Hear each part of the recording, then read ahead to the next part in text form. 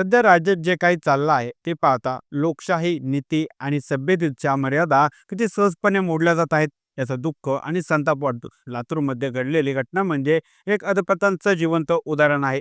एका विधिमंडळ सदस्याने सभागृहात रमीसारखा ऑनलाईन जुगार खेळत असल्याचा व्हिडिओ समोर आला आणि त्याच्या निषेधार्थ छावा संघटनेचे कार्यकर्ते सुनील तटकरे यांना निवेदन देण्यासाठी गेले आणि शांतपणे पत्त्यांचा डाव त्यांच्या समोर ठेवत निषेध नोंदवला. मात्र त्यावर संतापून सत्ताधारी पक्षाचे प्रवक्ते सूरज चव्हाण आणि त्यांच्या कार्यकर्त्यांनी या निषेधकाऱ्यांना इतकी मारहाण केली की काही जण रक्तबंबाळ झाले. या सर्व गोष्टींवर महत्त्वाचे मुद्दे सांगणारा हा व्हिडिओ. नमस्कार, मी सनी आणि तुम्ही पाहताय दैनिक राजलखुंद. या देशात लोकशाहीत शांतपणे आपलं मत मांडणं हा मूलभूत अधिकार आहे. मात्र इथे मत मांडणाऱ्यांवर हात उचलला जातो आणि सत्ताधाऱ्यांनीच हिंसेचा मार्ग पत्करला तर राज्याच्या जनतेला न्याय कुठे मिळणार? सोबत सभागृहातील अश्लील थिल्लरपणा करणारे हेच आमचे लोकप्रतिनिधी आहेत का, असा प्रश्न आता लोकांच्या मनात येऊ लागलेला आहे. विधानसभेसारख्या पवित्र स्थळी जेव्हा काही सदस्य वागतात तेव्हा असं वाटतं की आपण एखाद्या बाजारात आहोत का. सन्माननीय सभागृहात अश्लील भाषा, एकमेकांना खाली खेचणाऱ्या टीका आणि वैयक्तिक आरोप झाले याचा काही फक्त मोजक्या लोकांशी संबंध नाही, तर संपूर्ण महाराष्ट्राची मान खाली घालायला लावणारे हे वर्तन आहे. यापूर्वीही राजकीय मतभेद होते, पण त्यात एक संस्कृतपणा होता. नेते सभागृहात बांधले तरी बाहेर एकमेकांशी जिव्हाळ्याने बोलत असायचे. आज मात्र विरोधक म्हणजे दुसऱ्या टोळीचा गुन्हेगार असं वागवलं जात आहे. यामुळे राजकीय पात्रता हरवली आहे असं म्हणावं लागेल.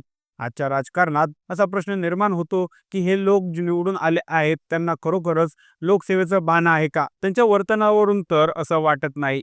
निवडणूक आयोग आता फक्त नियम सांगतो पण शिस्त लावण्यात अपयशी ठरतंय. राजकीय पक्षही स्वच्छ प्रतिमा असलेल्या उमेदवारांना संधी देण्यापेक्षा दल बळकटी आणि जातीय समीकरण बघून उमेदवार देतात. पूर्वी बिहार, उत्तर प्रदेशमधील बाहुबली मंडळींची चर्चा वाईट अर्थाने होत होती. आता महाराष्ट्राचीही त्याच वाटेवर चर्चा गेलेली आहे. असं वाटावं इतकं चित्र काळवंडलेलं आहे.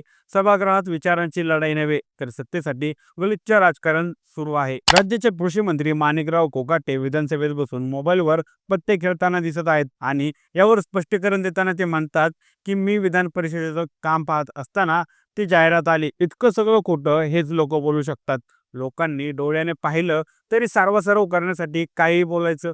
जगाचा पोशिंदा आपण ज्या शेतकऱ्यांना म्हणतो त्याचं प्रतिनिधित्व असलेल्या व्यक्तीकडे आहे, हे आपल्या सर्वांसाठीच दुर्दैवी बाब आहे. या गोष्टीचा निषेध करणाऱ्या छावा संघटनेचे पदाधिकारी विजय गाडगे आणि त्यांच्या सहकाऱ्यांना अमानुष मारहाण करण्यात आली. बरं, मारहाण कोणी केली? तर राज्याचे उपमुख्यमंत्री, अर्थमंत्री आणि 2 जिल्ह्यांचे पालकमंत्री असणाऱ्या अजित पवार यांच्या पक्षाच्या पदाधिकारी सूरज चव्हाण आणि इतर कार्यकर्त्यांनी. म्हणजे ज्यांना सुरक्षा करण्यासाठी ठेवलं तेच आता घात करत आहेत.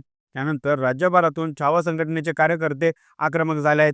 धाराशिव जिल्ह्यात दगडफेक आणि सुनील तटकरे यांचे लावलेले बॅनर फाडण्यात आले. नेत्यांची भाषा, वर्तन आणि पातळी इतकी खालवली आहे की लोकप्रतिनिधी आहेत का गावगुंड असं लोक आता बोलायला लागले आहेत. काही मंत्री आणि आमदार सभांमध्ये जाहीरपणे अश्लील किंवा आक्षेपार्ह भाषा वापरतात. त्यांच्या भाषणातून इतर नेत्यांच्या कुटुंबियांबाबतही खालच्या पातळीवर बोललं जातं. ही परंपरा नव्हे तर अधपतन आहे. राजकारण हे वादासाठी असतं, वैचारिक संघर्षासाठी असतं. पण आज ज्या जागेवर हातगाईची भाषा केली जात आहे, विरोधकांची खिल्ली उडवण्यासाठी जातीचं, भाषेचं, प्रांताचं कार्ड खेळलं जातं आणि ही विभाजनाची जाळ अगदी सामान्य माणसांपर्यंत पोहोचवली जात आहे. आज राजकारणात गुन्हेगारी पार्श्वभूमी असलेले लोक वाढले आहेत. त्यांच्या बळामुळे ते वर येतात आणि सत्तेच्या जवळ जातात आणि हे सर्व पक्षांना मान्य आहे. यातूनच ते गुंड नेते बनतात.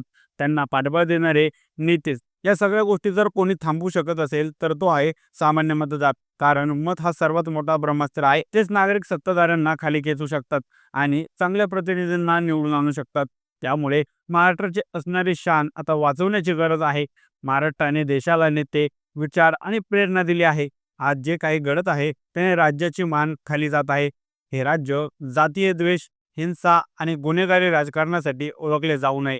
हे पावित्र्य राखण्यासाठी प्रत्येकाने सजग राहायला हवं. आज कोणीतरी या थिल्लरपणाला, या आचरट वागणुकीला आवर घातला पाहिजे आणि तो कोणी सरकारी यंत्रणे नव्हे तर राजाच्या मतदाराचा असू शकतो. सत्ताधाऱ्यांकडून निषेध करणाऱ्यांवर मारहाण केली जात आहे.